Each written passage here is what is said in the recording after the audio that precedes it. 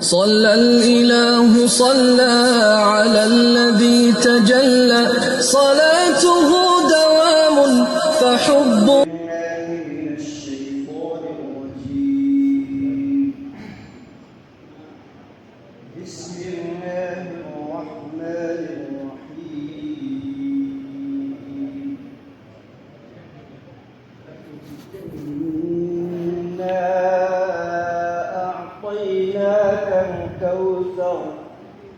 فصل لربك وانحر إن شانئك هو الأبتر. یقین مانو کہ ہم نے آپ کو کوثر عطا کی، چنانچہ آپ اپنے رب کے لیے نماز پڑھو اور قربانی کرو، یقیناً آپ کا دشمن ہی سب سے زیادہ بدتر ہے۔ گزشتہ کل اس سے پہلے والی سورۃ الماعون کی تفسیر کی گئی تھی، اور جس میں مختلف قسم کے احکامات اور کچھ چیزوں کے کرنے کا حکم، کچھ چیزوں سے رکنے کے بارے میں بتایا گیا تھا کہ سب سے پہلے منافقین کی عادتوں کو بتایا گیا تھا کہ منافق جو ہوتے ہیں وہ دین کو جھٹلاتے ہیں، پھر وہی شخص یتیموں کو دھتکارتا بھی ہے، مسکینوں کو کھانا کھلانے پر ابھارتا بھی نہیں ہے، پھر کچھ ایسے نمازیوں کے بارے میں بتایا گیا تھا کہ جو اپنی نمازوں میں دکھلاوا کرتے ہیں، یا یہ کہ بالکل سرے سے نماز ہی نہیں پڑھتے۔ اسی طرح سے دکھلاوے کے بارے میں کچھ باتیں پیش کی گئی تھی، اور آپس میں ایک دوسرے کو مختصر سی اور معمولی سی چیز دینے سے جو لوگ روکتے ہیں، اس کے بارے میں بخل کے تعلق سے بھی کچھ باتیں کی گئی تھی۔ یہ تو ہوا گزشتہ کل کی سورت کا ایک اجمالی تعارف۔ آج اس سورت کی تلاوت کی گئی۔ یہ سورت قرآن کریم کی سب سے چھوٹی سورتوں میں سے ہے، لیکن اپنے معانی کے اعتبار سے اور اس میں حضور اکرم صلی اللہ علیہ وسلم کو جو خوشخبری سنائی گئی ہے، پھر آپ صلی اللہ علیہ وسلم کے صدقے طفیل آپ کی امت کو جو خوشخبری سنائی گئی ہے، اور پھر دین کے معاملے آنے والی بہت سی رکاوٹوں کے بارے میں بتایا گیا ہے۔ سب سے پہلے جو اس سورت کے بارے میں یہ علماء کرام لکھتے ہیں کہ سورہ کوثر کے شان نزول کے بارے میں مفسرین کرام نے لکھا ہے کہ اس وقت عرب میں عاص بن وائل نامی ایک شخص تھا۔ دراصل اس میں ایک لفظ آیا ہے الابتر، ان شانئک هو الابتر۔ اس وقت مکے میں اور عرب میں ابتر اس شخص کو کہتے تھے کہ جس کی نسل نہ چل پائے، نسل اس کی ختم ہو جائے، کہ جس کی اولاد ہی نہ ہو، یا یہ کہ اس کی اولاد ہو مگر وہ بچپن ہی میں انتقال کر جائے تو اس کی نسل آگے نہیں چل سکتی۔ تو حضور اکرم صلی اللہ علیہ وسلم کے اولاد یعنی ان کے بیٹوں کا بچپن ہی میں انتقال ہو گیا تھا۔ یہ دیکھ کر اس عاص بن وائل نے یہ کہا کہ دیکھو محمد کی تو نسل نہیں ختم ہو گئی، اب اس کی نسل ہی آگے نہیں چل سکتی، اس لیے کہ اس کے اولاد ہی کا انتقال ہو گیا ہے۔ اور ایسے شخص کو وہ لوگ اپنی زبان اور اپنی اصطلاح میں ابتر کہا کرتے تھے، اسی کو وہ ابتر کہا کرتے تھے، اسی کو اللہ رب العزت نے آیت کریمہ میں وہی لفظ نازل فرما کر یہ بتا دیا کہ دیکھو ابتر آپ نہیں، آپ کا دشمن ان شانئک هو الابتر۔ ایک مرتبہ حضور اکرم صلی اللہ علیہ وسلم بیٹھے ہوئے تھے کہ اچانک آپ کا وضو کی تعلیم دی، آپ اٹھے اور جا کر وضو فرمایا۔ لوگوں نے پوچھا، صحابہ کرام جو آپ کے درمیان بیٹھے تھے، تشریف فرما تھے، پوچھا کہ اللہ کے نبی آپ نے ایسا کیوں کیا؟ تو حضور اکرم صلی اللہ علیہ وسلم نے فرمایا کہ مجھے ایک سورت نازل ہوئی جس کو جس میں مجھے خوشخبری دی گئی ہے حوض کوثر کی. اصل میں انا اعطیناک الکوثر، ہم نے آپ کو کوثر عطا کی. کوثر کہتے ہیں اس کو،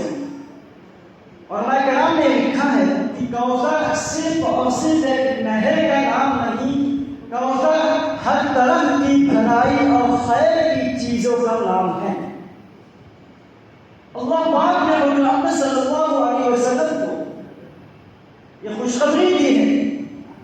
کہ جنت کے اندر ایک ایسی نہر اللہ رب العزت نے بنائی ہے جس کا پانی دودھ سے زیادہ سفید بھی ہے، شہد سے زیادہ میٹھا بھی اس کا پانی ہے. اور فرماتے ہیں کہ وہ نہر اور وہ حوض اتنا بڑا ہوگا کہ اس کی ایک جانب سے لے کر دوسری جانب تک جانے کا راستہ ایک مہینے کی برابر کی مسافت کے برابر ہوگا. اور اس حوض میں جو پیالے ہوں گے جس کے ذریعے پانی نکال کر لوگ پیئیں گے، ان پیالوں کی تعداد اللہ نے لکھی ہے اس ستاروں کی جو تعداد ہے جسے وہ جانتا نہیں ہے، اتنی مقدار میں اس حوض میں پیالے ہوں گے. اور فرماتے ہیں کہ وہ حوض میں سے میری امتی میں سے حضرت صلی اللہ علیہ وسلم ارشاد فرماتے ہیں کہ میری امتی میں سے جو کوئی بھی اس حوض میں سے ایک مرتبہ پانی پی لے گا زندگی بھر اس کو کبھی پیاس نہیں لگے گی. اور صرف کوثر یہ حوض ہی کا نام نہیں، اس کوثر کے بارے میں ہر طرح کی خیر اور بھلائی اس میں معنی جمع ہے کہ اللہ رب العزت آپ کو صرف کوثر ہی نہیں دیتا. نبی کو اللہ مخاطب کر کے کہتا ہے کہ صرف کوثر یا ایک نہر ہی ہم نے آپ کو نہیں دیا، دنیا و آخرت کی بھلائی آپ کے اندر ہم نے رکھ دی، پوری شریعت اور پورا دین ہم نے آپ کے اوپر اتار دیا، پوری شریعت کا آپ کو امیر گویا کہ ہم نے آپ کو بنا دیا کہ آپ ہی کے مطابق کوئی امت چلے گی کل قیامت تک. ہر طرح کی خیر اور بھلائی کا نام الکوثر ہے، صرف اس نہر کا نام الکوثر نہیں. حضور اکرم صلی اللہ علیہ وسلم نے ارشاد فرمایا کہ کل قیامت کے دن جب میری امت کو حوض کوثر پر لایا جائے گا، وہی جو خوش نصیب ایسے ہوں گے جن کو اس حوض کوثر سے پینا نصیب ہوگا، وہی دوسری طرف کچھ لوگ ایسے بھی ہوں گے جنہیں وہاں تک نہ کرتے پھر واپس دھکا کر واپس بھگا دیا جائے. اللہ ہم سب کی حفاظت فرمائے اس سے. آخر یہ کن لوگوں کو ایسا ہوگا؟ اور ہمارے کرام نے لکھا ہے کہ پہلے تو محمد صلی اللہ علیہ وسلم نے ارشاد فرمایا کہ جب میری امت کو لایا جائے گا میں امت دیکھ کر پہچان جاؤں گا، اس لیے قیامت کے دن اللہ کے نبی کی امت یعنی محمد امت محمدیہ کی کچھ نشانی اور کچھ علامت ہی اس طرح ہوگی کہ وہ دوسری امتوں سے ممتاز ہو جائے گی، پہچان اس کی ہو جائے گی کہ یہ امت اور یہ شخص امت محمدیہ میں سے. حضور صلی اللہ علیہ وسلم ارشاد فرماتے ہیں کہ جب میری امت کو لایا جائے گا تو میں انہیں دیکھ کر پہچان جاؤں گا اور وہ بھی مجھے دیکھ کر پہچان جائیں گے. لیکن پھر اللہ رب العزت یقین کو دیں گے کہ اس شخص کو نکالو یہاں سے، بھگا دو اس کو وہاں سے. حضور صلی اللہ علیہ وسلم ارشاد فرمائیں گے کہ اے اللہ یہ تو میرا امتی ہے اور یہ تو میرے امتی میں سے ہے، یہ تو میرے بعد والوں میں سے ہے، اس کو کیوں نکالا جا رہا ہے؟ اللہ رب العزت ارشاد فرمائیں گے کہ تمہیں نہیں معلوم، تمہیں نہیں پتا، تم جب تک زندہ تھے اس وقت تک تیری شریعت کے مطابق یہ چلتا رہا، تیرے بتائے ہوئے احکامات کے مطابق یہ چلتا رہا. لیکن جب آپ دنیا سے پردہ فرما گئے، جب آپ کا انتقال ہو گیا، اس وقت اس نے دین میں ایسی بدعتیں نازل کر دی تھی، ایسی بدعتیں اس نے ایجاد کر دی تھی کہ اس کا دین سے تعلق ہی نہیں تھا، جس کے بدلے میں آج اس کو اس کوثر سے محروم کر دیا جا رہا ہے. سب سے بڑی محرومی اگر کسی چیز حوض کوثر سے بتائی گئی ہے تو وہ ہے بدعتی. بدعت کہتے ہیں اس کو، سنتے ہیں ہم بدعت یہ بدعت ہے، یہ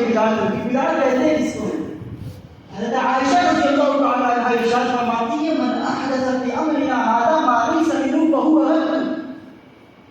کہ ہمارے اس معاملے میں یعنی کہ ہماری پوری شریعت میں اور پورے دین اسلام میں اگر کسی نے کوئی نئی چیز داخل کر دی فہو رد، مردود ہے، وہ بدعتی ہے وہ شخص۔ اس کی مثالیں ہمارے اس دور میں بہت سی پائی جاتی ہیں۔ لوگوں نے بڑے بڑے مزار بنا لیے، قبروں کے مزارات بنا لیے، دور دور سے آتے ہیں وہاں کی زیارت کرنے کے لیے، چادر چڑھانے کے لیے، پھول چڑھانے کے لیے، وہاں بیٹھ کر پیسے کمانے کے لیے اس کو ایک گھومنے اور زیارت کی جگہ بنا دی ہے۔ یہ بدعت ہے، بدعت، اس کی کوئی نسل نہیں ہے، اس کی کوئی اثر نہیں ہے۔ صحابہ کرام نے حضور صلی اللہ علیہ وسلم کی وفات کے بعد ان کے نبی نے اس طرح کی مزار نہیں بنائی، کبھی اس پر چادر نہیں چڑھائی، کبھی پھول صحابہ کرام نے نہیں چڑھایا۔ آج جن لوگوں نے اس طرح کے ایجادات کر دیے ہیں، بڑے بڑے مزارات بنا دیے ہیں، علماء کرام کی اور اولیاء اللہ کی جو قبریں انہوں نے بنا دی ہے، اس کو مسجد نما شکل دے دی ہے، وہاں چادریں چڑھاتے ہیں، باقاعدہ وہاں جا کر منتیں مانگتے ہیں اور وہاں جا کر اپنی حاجتیں بنواتے ہیں، گویا کہ وہی خدا ہے، وہی اسی سے مانگتے ہیں، اس کو وسیلہ بنا کر مانگتے ہیں، وہاں پیسے خرچہ کرنے جاتے ہیں، بہت کچھ خرافات کرتے ہیں۔ جان لینا چاہیے اس بات کو، جو کوئی بھی یہ کام کرتا ہو، اگرچہ وہ کتنا بڑا عالم بھی کیوں نہ ہو، وہ بدعت ہے۔ بدعت کسی کو کہتے ہیں؟ صحابہ کرام سے یہ ثابت نہیں ہے کہ جب حضرت صلی اللہ علیہ وسلم کی وفات ہوئی 12 ربیع الاول کو، تو اگلے سال بھی 12 ربیع الاول پر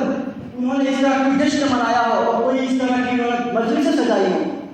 آج جو لوگ بہار وفات کے نام سے اس طرح کی مجلسیں لگاتے ہیں اور حضور صلی اللہ علیہ وسلم کے بارے میں اس طرح کی باتیں کرتے ہیں اور وہ مجلسیں سجاتے ہیں، اس میں خود طرح کے پیسے خرچ کیے جاتے ہیں، بہت سی چیزیں کی جاتی ہیں، جان لینا چاہیے کہ یہ بھی بدعت میں شامل ہے۔ بدعت کسی کو کہتے ہیں؟ من احدث فی امرنا ھذا ما لیس منہ فہو رد۔ اس صحابہ سے یہ چیز ثابت نہیں، اللہ کے نبی سے یہ چیز ثابت نہیں، تو ہم کو بھی یہ حق نہیں کہ ہم کوئی ایسی چیز دین میں ایجاد کریں۔ اگر ہم نے بھی ایسی چیز دین میں ایجاد کر دی تو جان ہم بدعتی ہے۔ قیامت کے دن حوض کوثر پر جب لوگوں کو لایا جائے گا، جب اس کو بھی پانی پینے کا حکم دیا جائے گا، اسی وقت اللہ رب العزت کہہ دے گا، اے نبی اس کو نکالو یہاں سے، اس کو بھگاؤ یہاں سے۔ جیسے کہ ایک ریوڑ بکریوں کی ریوڑ میں اگر نئی بکری داخل ہو جائے تو اس کو اجنبی اور دوسروں کی سمجھ کر اس کو وہاں سے بھگا دیا جاتا ہے، ایسے ہی اس حوض کوثر سے اس شخص کو ایک اجنبی سمجھ کر اس کو وہاں سے بھگا دیا جائے گا اور پوچھا جائے گا کہ کیا وجہ ہے؟ یہی وجہ ہوگی کہ اس نے تیرے جانے کے بعد دین میں نئی نئی چیزیں ایجاد کر دی۔ کچھ لوگ جن کو حوض کوثر سے محرومی کی وجہ بتائی گئی ہے اور جن کو محروم بتایا گیا ان میں سے ایک بدعت ہے، اور بدعت کیا ہے یہ ہم نے آپ کو بتا دیا۔ اس کے بعد کچھ اور بھی ہے، فاسق و فاجر اور ظالم جو ہوگا اس کو بھی اس حوض کوثر سے پینے سے محروم کر دیا جائے گا کہ دنیا میں وہ کہا جائے گا یہ شخص دنیا میں بڑے ظلم کیا کرتا تھا، اپنے چھوٹوں پر بے رحمی سے کام کیا کرتا تھا، دوسرے کے مالوں کو غصب کر لیا کرتا تھا، دوسروں سے تکالیف کیا کرتا تھا اور دوسروں کو بے جا تکلیفوں میں ڈال دیتا تھا، اس نے دوسروں پر ظلم کیا ہے۔ آج اس کی وجہ یہ ہے کہ اس کو وہاں پر لا کر کے بھی پیاسا ہو کر کے اس کو وہاں سے بھگا دیا جائے گا۔ حدیث میں آتا ہے حشر کا میدان برپا ہوگا، لوگ اپنے گناہوں کی مقدار پسینے میں ڈوبے ہوئے ہوں گے، کوئی تو کمر تک پسینے میں ڈوبا ہوگا، کوئی آنکھوں تک اور کوئی سر تک، کوئی گردن تک پسینے میں ڈوبا ہوگا، اور قیامت کے لیے سورج کتنے نیچے ہوگا تو اس کی گرمی اس کی تپش کو کوئی برداشت نہیں کر سکے گا۔ اس وقت ہر کوئی نفس نفسی کے عالم میں ہوگا، پیاس سے ہر کوئی سسک رہا ہوگا، ہر کوئی پیاس سے مر رہا ہوگا۔ اس وقت بتاؤ اس وقت اگر کسی کو حوض کوثر پر لا کر کے اور وہاں سے واپس کر دیا جائے اس کا کیا حشر ہوگا، کیا اس کا انجام ہوگا، کیا اس کی بیتی کی اس کے اوپر اس کا اندازہ ہم اس وقت بھی لگا سکتے ہیں کہ اگر ہم خوب پیاسے ہیں، ہمیں پیاس سے تڑپ رہے ہیں، ہمیں کسی کنویں کے پاس لا کر اگر وہاں سے واپس دھکیل دیا جائے تو ہمارا کیا بنے گا، اور یاد رکھو کہ قیامت کے دن اس کا ایسے ہی حشر ہوگا۔ بہت سخت وعیدیں آئی ہے ایسے لوگوں کے بارے میں، ظالم، فاسق، فاجر جو دین میں برے کام کیا کرتا تھا، گندے گندے کاموں میں لگا رہتا تھا، دوسروں میں ظلم کیا کرتا تھا، ایسے شخص کو وہاں سے بھگا دیا جائے گا، وہاں سے دھکار دیا جائے گا۔ اس کے برعکس کچھ نیک لوگ ایسے بھی ہوں گے، نیک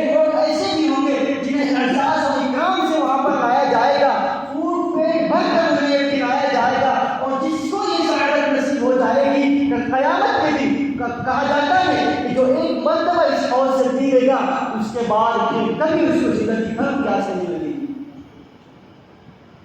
قرآن کریم کا اللہ رب العزت ارشاد فرمایا ان الابرار یشربون من کأس کان مزاجها کافورا کہ جو نیک لوگ ہوں گے اور نیک جو بندے ہوں گے وہ ایسے ایسے گلاسوں میں پیئیں گے اور ایسے مشروبات پیئیں گے جو کافور سے جس کی آمیزش ہوگی، جس کی آمیزش کافور سے ہوگی، یعنی کہ ان کو یہ پینے کی بہت بہترین اور عمدہ سے عمدہ چیزیں پیش کی جائے گی۔ اس صورت اور اس آیت کریمہ سے ہمیں کچھ پیغامات بھی ملتے ہیں۔ جب اس عاص بن وائل نے حضور صلی اللہ علیہ وسلم کو یہ کہا کہ محمد کی نسل ختم ہو گئی، اب تو اس کی اولاد ہی نہیں رہی، اس کی نسل کہاں سے چل پائے گی، اللہ رب العزت نے یہ فیصلہ کر دیا اور یہ حکم اتار دیا اور نبی کو یہ خوشخبری دے دی، اے نبی آج آپ کو لوگ پریشان کر رہے ہیں، کوئی آپ کو ابتر کے نام سے کہہ رہا ہے، کوئی مقطوع نسل ہونے کے نام سے آپ کو کہہ رہا ہے، اے نبی یہ خوشخبری سن لو، ہم نے آپ کو صرف دنیا کی کامیابی نہیں دی، ہم نے آپ کو ایسی نعمتیں دی، حوض کوثر جو کہ کسی امت کو نہیں ملے گی، کسی نبی کی امت کو یہ حوض کوثر جیسے خوشخبری نہیں ملی، وہ خوشخبری ہم نے آپ کو دے دی۔ اور جان لو یہ عاص بن وائل کہتا ہے کہ آپ مقطوع نسل ہو گئے، آپ کی نسل نہیں چلے گی، سنو اے نبی آپ کو ہم خوشخبری دیتے ہیں کہ آپ کی نسل ہم اس طرح چلائیں گے، اس طرح اور اتنی لمبی چلائیں گے کہ قیامت تک آنے والا ہر مسلمان آپ کی نسل سے ہوگا۔ گویا کہ اللہ رب العزت نے اس کی بات کو اس طرح سے کاٹ دیا اور اس کا برعکس ہو کر اللہ رب العزت نے اپنے قدرت دکھا دی کہ وہ کہتا ہے کہ اس کی نسل کٹ گئی، اس کی نسل نہیں چل پائے گی، دیکھو میری قدرت کہ میں آپ کی نسل کو قیامت تک آنے والا ہر مسلمان کو آپ کی نسل میں پیدا کروں گا۔ جتنی امتی کسی اور نبی کی نہیں ہوگی اتنی امت میں آپ کو دوں گا، آپ خوش ہو جائیں، آپ غمگین نہ ہو نبی۔ اسی طرح کچھ اور پیغامات ہمیں اس آیت کریمہ میں ملتے ہیں اور اس صورت میں ملتے ہیں کہ یاد رکھو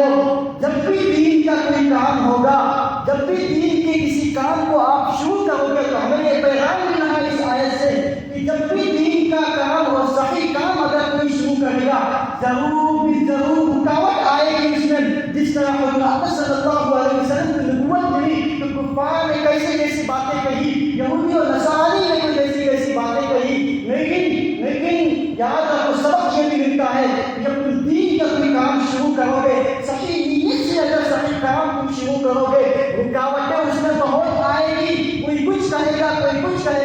لیکن سن لو اپنے کام پر لگے رہنا،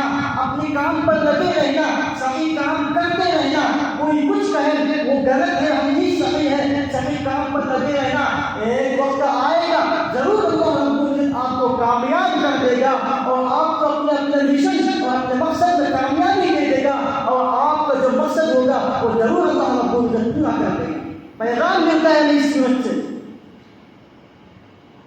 کہ اس عاص بن وائل کے کہنے سے حضور صلی اللہ علیہ وسلم مایوس نہیں ہو گئے، انہوں نے اپنے دین کی تبلیغ چھوڑ نہیں دی، دین کی تبلیغ پر لگے رہے، اس طرح سے لگے رہے، دین کی دعوتیں دیتے رہے، ایک طرف کفار قریش، ایک طرف کفار مکہ ان کے خلاف پروپیگنڈے بناتے رہے، دوسری طرف حضور صلی اللہ علیہ وسلم کبھی چھپ کر کبھی علانیہ اور کبھی بالکل کھلا دین کی دعوت دیتے رہے۔ اللہ رب العزت نے خوشخبری سنا دی کہ اے نبی کسی کے کہنے سے کچھ نہیں ہوتا، طاقت تو میرے ہاتھ میں ہے، دینے والا تو میں ہوں، مجھے معلوم ہے تمہیں کیا کیا دینا ہے، مجھے معلوم ہے میری امت اور تیری امت کو مجھے کس طرح بڑھانا ہے، وہ کہنے والے کہتے رہیں گے، تم اپنے کام پہ لگے رہنا، ایک وقت آئے گا کہ ہم آپ کو نبوت جیسے عظیم الشان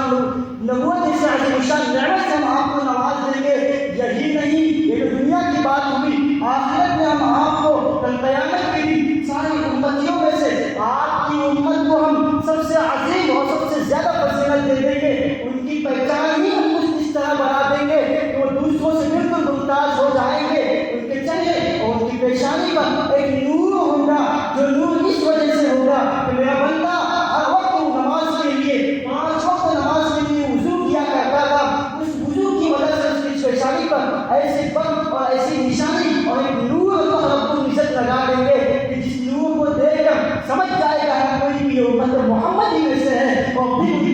حوض کوثر نصیب ہوگا اور وہاں سے پینا نصیب ہوگا۔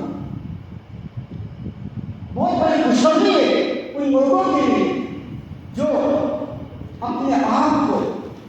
شریعت کے مطابق چلاتے، اپنا ہر کام شریعت کے مطابق کرتے۔ شریعت نے جو کہہ دیا سو کہہ دیا، ہمیں اپنے عقل سے کوئی اس میں نئی بات داخل نہیں کرنی۔ شریعت نے کہہ دیا کہ 30 دن رمضان کے روزے رکھو، مگر اس کے بعد بھی عید میں آپ کو روزہ نہیں رکھنا ہے، نہیں رکھنا ہے۔ ہم یہ کہیں کہ نہیں، عید کا وقت ہے، خوشی کا موقع ہے، ہم اس میں بھی روزہ رکھیں، شریعت نے منع کیا ہے، لہٰذا اس کو گناہ نہیں کیا ہے کہ اگر کوئی عید میں اگر کوئی روزہ رکھے گناہ۔ گویا کہ شریعت نے ہمیں جہاں روک دیا سو روک دیا، اس کے آگے ہمیں بڑھنے کی بالکل اجازت نہیں۔ اگر اس کے آگے ہم بڑھتے ہیں، اپنے دین اپنے عقل سے کوئی دین میں نئی چیز پیدا کرتے ہیں، تو کل قیامت کے دن وہی ہوگا کہ ہمیں وہاں پر آ کر پھر دھکار دیا جائے گا اور کہا جائے گا یہ شخص تو اس میں سے ہے جنہوں نے دین میں نئی نئی ایجاد کر دی تھی، نئی نئی چیزیں داخل کر دی تھی۔ اللہ ہم سب کی اس چیز سے حفاظت فرمائے، ظلم فسق و فجور سے اللہ ہم سب کی حفاظت فرمائے، جن کے بارے میں قیامت کی محرومی بتائی گئی۔ آیت کریمہ میں ان اعطیناک الکوثر کے بارے میں نے بتا دیا کہ کوثر صرف اور صرف ایک نہر کا نام اور ایک حوض کا نام نہیں، اللہ رب العزت نے حضور اکرم صلی اللہ علیہ وسلم کو ہر طرح کی بھلائی، ہر طرح کی خیر کی چیزیں نازل کر دی تھی۔ اللہ رب العزت نے حضور اکرم صلی اللہ علیہ وسلم کو ہر طرح کی خیر کی چیز دی تھی، اسی کو الکوثر کہتے ہیں۔ چنانچہ آگے بھی فرمایا فصلی لربک وانحر ان شانئک هو الابتر، کہ اے نبی بتانا چاہتے اللہ رب العزت، اے نبی ہم نے آپ کو دعوت دیا، خوشخبری سنا تو دی ہم نے آپ کو اس چیز کی، حوض کوثر کی، ہر طرح کی بھلائی کی ہم نے آپ کو خوشخبری کو دے دی، لیکن جب کوئی خوشخبری دینے آتا ہے ہم خوش ہو جاتے ہیں، ہم اس کا شکریہ ادا کرتے ہیں، اس کو کچھ ہدیہ اور تحائف دے دیا کرتے ہیں۔ اسی طرح اللہ رب العزت نے بھی نبی کو حکم دیا، اے نبی ہم نے آپ کو خوشخبری سنا دی، مگر اس کا شکریہ یہ ہے، اس کا شکر آپ کس طرح ادا کر سکتے ہیں؟ فصلی لربک، اے نبی نماز پڑھو، نماز پڑھو، یہ نماز اس کا شکرانہ ہے کہ آپ نماز پڑھو گے، میں سمجھ جاؤں گا کہ یہ نبی میرا شکر ادا کر رہا ہے اس کی شکر دینے کا۔ وانحر، آپ قربانی بھی دیجیے۔ اور نماز سے کوئی خاص نماز مراد نہیں ہے، نماز سے ہر طرح کی فرض نماز، نفل نماز، ہر طرح کی نماز مراد نہیں ہے۔ فصلی لربک وانحر سے گویا کہ ہمیں جو خوشخبری ملی ہے حوض کوثر کی،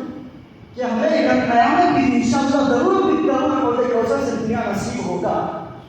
تو ہمارا یہ فرض بنتا ہے کہ ہم اس کا شکریہ ادا کریں۔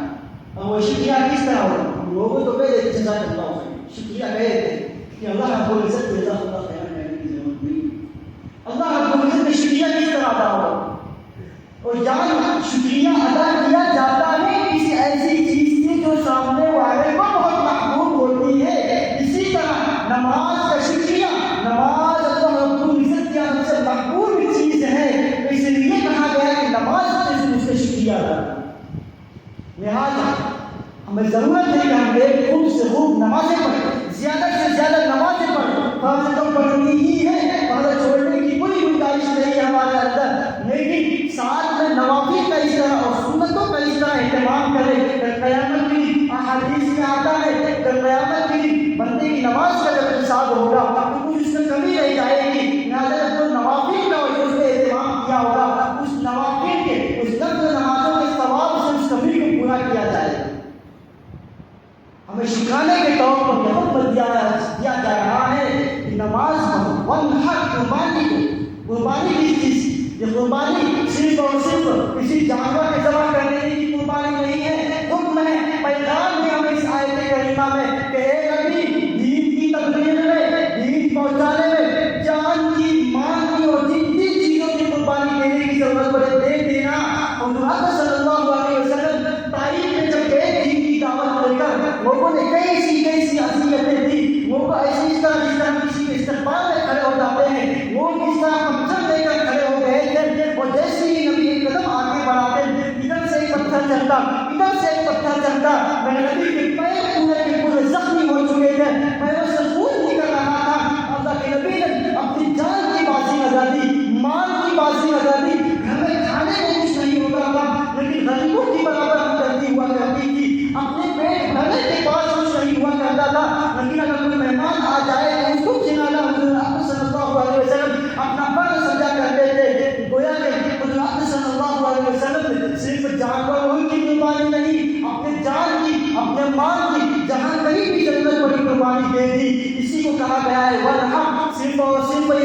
جان کسی کو مار بھی دی اور جانور کی قربانی نہیں ہے. اے نبی سن لو، اے نبی سن لو، یہ خوشخبری جو ہم نے آپ کو دی ہے اس کا شکریہ اس طرح ادا ہوگا کہ آپ کو نمازیں بھی پڑھنی ہوگی، آپ کو اپنی جان کی، مال کی، جن جن چیزوں کی ضرورت ہوگی ان چیزوں کی قربانی بھی دینی ہوگی. تب جا کر کہیں کوئی خوشخبری آپ کو ملے گی، تب جا کر کہیں آپ کی امت کو اس طرح کا حوض کوثر سے پینا نصیب ہوگا، تب کہیں جا کر قیامت کے دن آپ کو اس طرح سے فضیلت ملے گی دوسرے نبیوں پر.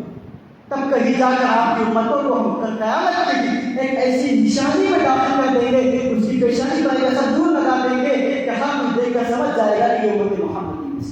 اتنی آسانی سے یہ نہیں ملی، اتنی آسانی سے نہیں ملنا ہمیں یہ پینا. ہمیں بھی اگر اس حوض کوثر سے پینا ہے تو اپنے آپ کو شریعت کے مطابق کرنا ہوگا، شریعت کے جو کہے گے اسی کے مطابق کرنا ہوگا. آخری آیت ہے، تیسری آیت ہے، ان کا شان کا تقویٰ بنتا ہے. اللہ رب العزت اس آیت کریمہ سے یہ بتانا چاہتے ہیں کہ اے نبی اگر آپ کو کوئی دھمکا رہا ہے، کوئی آپ کو مقبول نصر نہیں کہہ رہا ہے، کوئی آپ کو کچھ نہیں کہہ رہا ہو، یاد رکھو آپ بھی سب سے بلند تر ہیں، آپ بھی بلند رہنے والے ہیں، آپ بھی کو ہم فضیلت دینے والے ہیں، آپ بھی کو ہم جگہ اوپر کرنے والے ہیں. آپ کا جو دشمن ابھی اس وقت سردار ہے، اس کے پاس مال و دولت ہے، اسی لیے وہ اس گھمنڈ میں آپ کو ایسا کہہ رہا ہے، آپ کو نچلا دکھ رہا ہے. یاد رکھو اے نبی یاد رکھو، ہم آپ کو اتنا بلند کریں گے. وَرَفَعْنَا لَكَ ذِكْرَكَ وَرَفَعْنَا لَكَ ذِكْرَكَ. اللہ بولتے ہیں آیت کریمہ نازل فرما دی، ہم نے آپ کے ذکر کو اس طرح بلند کر دیا، اس طرح بلند کر دیا کہ اس سے زیادہ ذکر کسی اور کا نہیں کیا جاتا ہوگا. اے نبی اگر آپ کو کوئی نیچا دکھ رہا ہے تو جان لو، اگر اس وقت اگرچہ وہ سردار ہوگا، وہ مالدار ہوگا، لیکن یہ نشانی اللہ ہوگا اب تک سب سے زیادہ بدتر تو نہیں سکتی. دور حاضر میں اگر اس آیت کو لیا جائے تو جو لوگ نبی کے نام پر اور نبی کو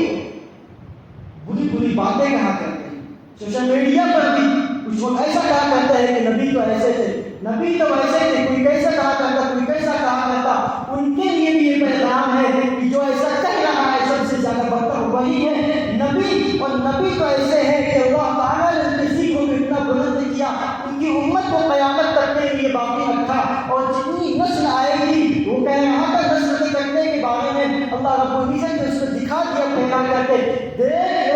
آج سنوائی کہ قیامت آنے والا ہر شخص کی نسل، آنے والا ہر شخص کو اس نسل سے پیدا کرنا. تو کیا کہتا ہے کہ نبی نسل کر گئی؟ ہرگز ایسا نہیں ہو سکتا. اسی کو کہا اے نبی مایوس ہونے کی ضرورت نہیں، آپ کا جو دشمن ہے نا وہ دشمن ہی سب سے زیادہ ہوتا ہے.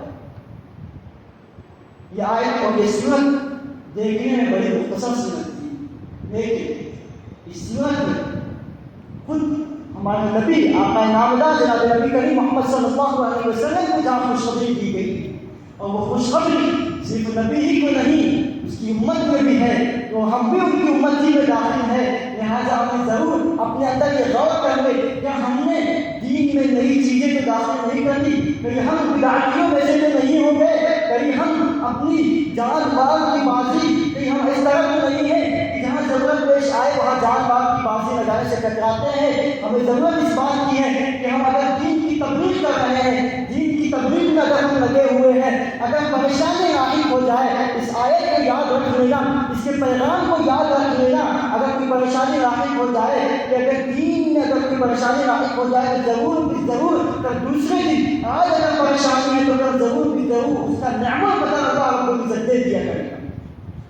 جو کوئی بھی ہم میں سے اگر دین کے اور نیک کام میں اگر ہم میں سے کوئی لگا ہے اور اگر کوئی پریشانی میں مبتلا ہو جاتا ہے، مایوس ہونے کی ضرورت نہیں، بالکل ضرورت نہیں مایوس ہونے کی. اللہ کے نبی نے بہت تکلیفیں سہی ہیں، بہت تکلیفیں برداشت کی ہیں، تب کہیں جا کر اس طرح کی خوشخبریاں ان کو مل رہی ہے. ہم کون ہوتے ہیں چند دن کی تکلیف سے مایوس ہونے والے؟ اگر حضور صلی اللہ علیہ وسلم اس وقت مایوس ہو جاتے کہ ہم تک یہ دین پہنچتا، بالکل ہم مسلمان نہیں کہتے، گویا کہ ان کا مایوس نہ ہونا ہمارے دین اور دین میں سے اور مسلمان ہونے کا سبب بنا. ہمیں بھی یہ سبق ہے تو میرے نبی نے جس طرح کیا تکلیفوں کو برداشت کرتے رہے, جان مال کی قربانی دیتے رہے والحق کے مطابق, اسی طرح ہم بھی انشاءاللہ دین میں جہاں کہیں تکلیف آئے گی, کچھ رکاوٹیں آئے گی, ہم جان مال کی بازی میں رہتے ہیں. ہمیں ذہن یہ ہے تب کہیں جا کر قیامت کے دن اتنے اعزاز اور اکرام سے ہمیں حوض کوثر نصیب. اللہ مجھے بھی اور آپ کو, ہم سب کو اپنے بتائے ہوئے شریعت کے مطابق چلنے کی توفیق نصیب فرمائے. اور قیامت کے دن جب کہ نفسا نفسی کا عالم ہوگا, ہر کوئی اپنے گناہوں کے بغل پسینے میں ڈوبا ہوگا, اللہ ایسے وقت ہماری حفاظت فرمائے, ایسے وقت ہمیں اپنے سائے میں رکھے, اور ایسے وقت ہمیں اس پیاس بھری وقت میں اللہ رب العزت ہمیں حوض کوثر سے پینا نصیب فرمائے. اللہ مجھے بھی آپ کو, ہم سب کو توفیق نصیب فرمائے, اور اللہ ہم سب کو اس میں سے داخل فرمائے, اور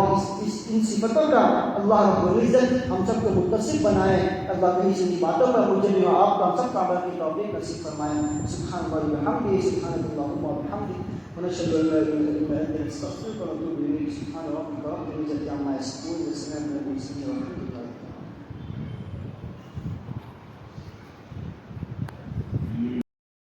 صلى على